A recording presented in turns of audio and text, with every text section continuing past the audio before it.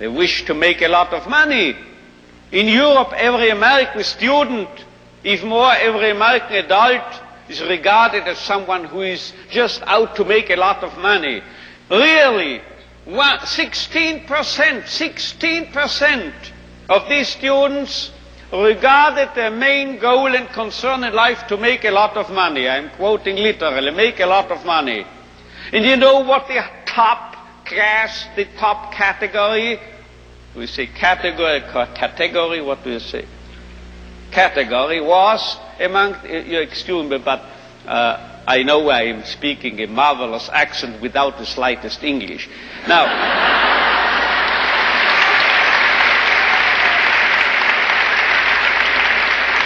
you know what the top category was?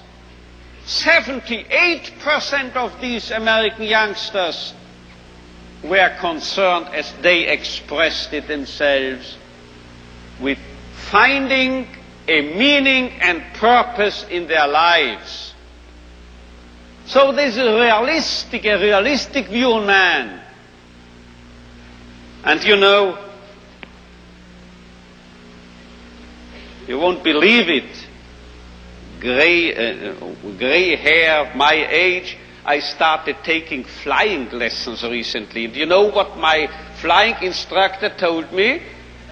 If you are starting here, wish to get here, say east, heading for this, and you have a crosswind, you will drift and you will land here. So you have to do what we pilots call crabbing, he told me, C-R-A-B, crabbing. You have to head for north of this airfield, and you have to fly that way, you see, as if you headed in this direction. If you are heading here above this airfield, then you will actually land here. But if you head for here, you are landing here. This holds also for man, I would say. If we take man as he really is, we make him worse. But if we overestimate him,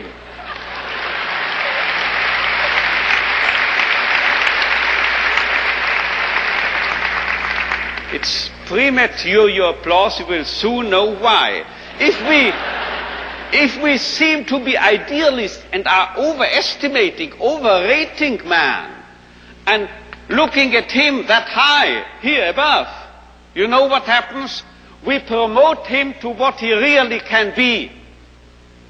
So we have to be idealists in a way, because then we'll wind up as the real realists. And you know who has said this? If we take man as he is, we make him worse. But if we take man as he should be, we make him capable of becoming what he can be.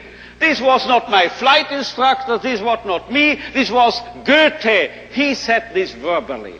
And now you will understand why I, in one of my writings, once said, this is the most apt maxim and motto for any psychotherapeutic activity.